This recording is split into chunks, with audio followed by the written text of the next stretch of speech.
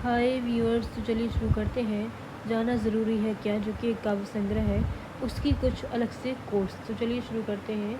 इसका पहला कोर्स जो बताता है कि किराए के मकानों को कितना भी सजा लिया जाए, उसे घर नहीं बनाया जा सकता। जैसे कि किराए के मकानों में गमले लगाए जा सकते हैं, पेड़ नहीं उगाए जा सकते, यानी किराए के मकान सजाए जा सकते हैं, घर नहीं बनाए जा सकते। इसी काव्य संग्रह का जो अगला कोट है, उसे के माध्यम से कवयित्री ने बताना चाहा है कि जब लड़के रो नहीं पाते तो वो क्या करते हैं। तो चलिए सुनते हैं ये कोट। कुछ लड़के जब खुलकर रो नहीं सकते, तब निकल जाते हैं सैर पर, अपने दुखों का हाथ पकड़कर, और फिर लौटते हैं अपने होठों पर एक सुंदर मुस्कान लेकर। इसी के साथ ये कोट भी समाप्त होता है। इसी काव्य संग्रह का जो अगला कोट है, तो चलिए शुरू करते हैं उस कोट को और समझते हैं कि वो हमें क्या बताना चाहता है। महीनों तक हम घर छोड़ दूसरे शहर बसने का मन बना रहे थे, पर उस क्षण को आते ही अब पाँव फिर उल्टे दौड़े जा रहे थे। इसी के साथ ये कोट भी समाप्त होता है। इसी काव्य संग्रह का जो अगला कोट है, वो गृहस्थ जीवन के बारे में, स्त्रियों को किस कठिनाइयों का सामना करना पड़ता है उसके बारे में है। तो चलिए सुनते हैं इस कोट को। गृहस्थ जीवन बड़ा कठिन है स्त्री, मायके की विपत्ति ससुराल में आपत्ति हो जाती है, जबकि ससुराल की विपत्ति मायके की अपनी परिस्थिति बन जाती है। इसी के साथ ये कोट भी समाप्त होता है। तो चलिए शुरू करते हैं इसका अगला कोट।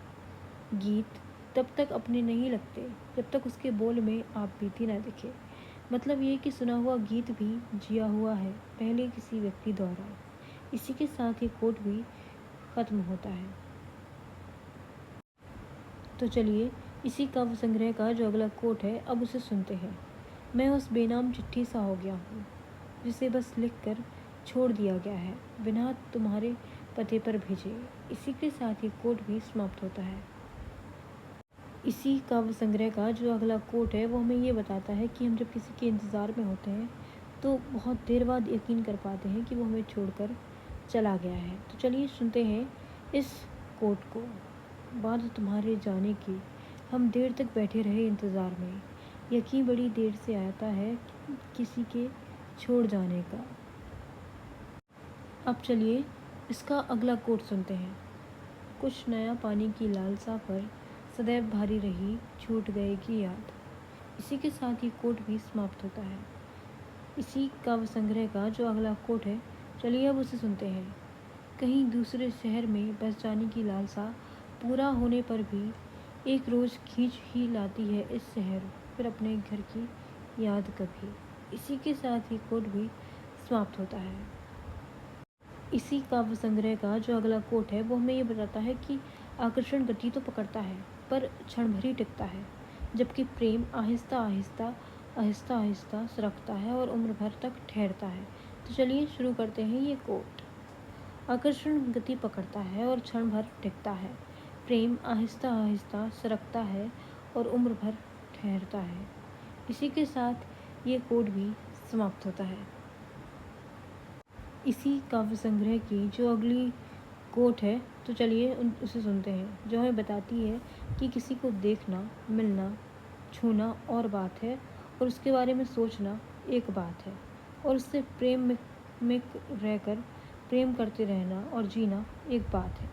तो चलिए शुरू करते हैं ये कोट। तुम्हें देखना, मिलना, छूना और बात है, इन सबको केवल सोचना और बात, जैसे तुम्हारे प्रेम में रहकर जीना और बात है, जबकि सांस लेना और बात। इसी के साथ ये कोट भी समाप्त होता है। इसी काव्य संग्रह का जो अगला कोट है, वो हमें बताता है कि सबके हिस्से में एक सा आसमान और सबके हिस्से में एक सी रात नहीं आती। तो चलिए शुरू करते हैं ये कोट। सबके हिस्से एक सा आसमान है, सबके पास एक सी रात नहीं। इसी के साथ ये कोट भी समाप्त होता है। तो चलिए शुरू करते हैं इसका अगला कोट। और अंत में कभी किसी व्यक्ति या जगह से इतना दूर मत जाना कि लौटने का विकल्प भी शेष न रह जाए। इसी के साथ ये कोट भी समाप्त होता है।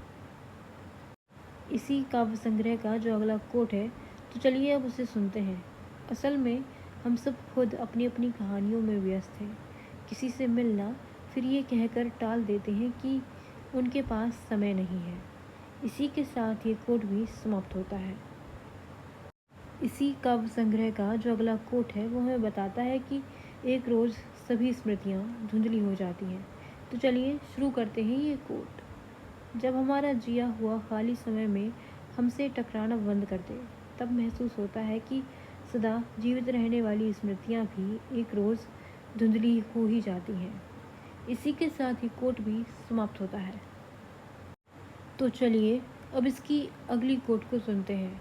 प्रतीक्षा की देर नहीं होती, फिर भी पसरी दिख जाती है पार्क की किसी खाली बेंच पर। तो चलिए अब शुरू करते हैं इसका अगला कोट और जानते हैं कि ये हमसे क्या कहना चाहता है।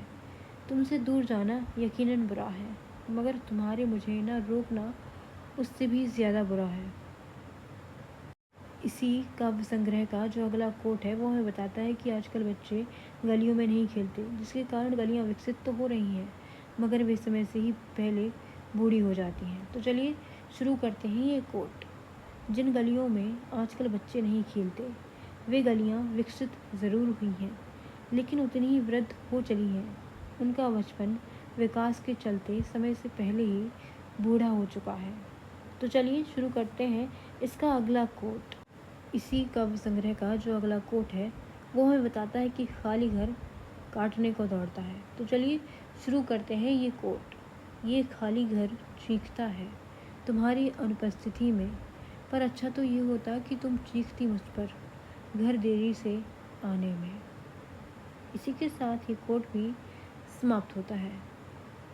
तो चलिए अब शुरू करते हैं इस काव्य संग्रह का आखिरी कोट, जो हमें बताना चाहता है कि अंत में उतना भी जीवन नहीं बचेगा कि जिससे हम उन सभी लोगों से मिल पाएँ जो हमसे दूर जा चुके हैं।